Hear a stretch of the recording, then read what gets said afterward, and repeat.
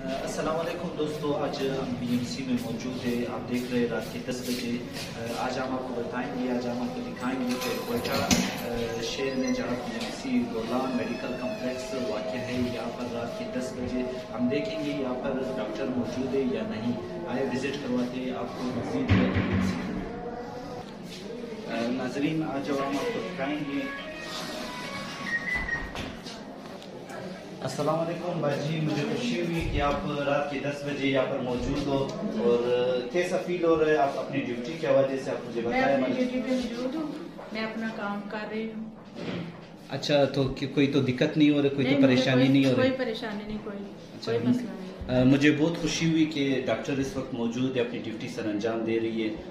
इंशाल्लाह बाकी वार्डों का भी मैं आपको विज़िट करवा दूंगा कि किस तरह चल रहा है बीएमसी का जो माहौल है। तो आए आगे चलते हैं।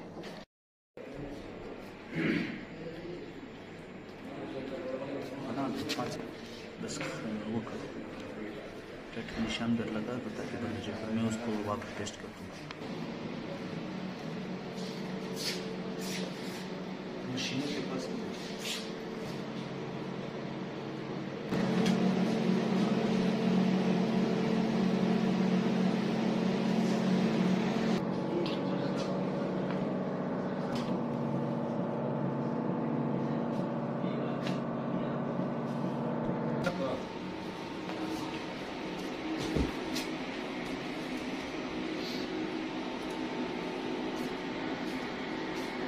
आवाज़ स्टॉप कर वो फिर सही आएगी।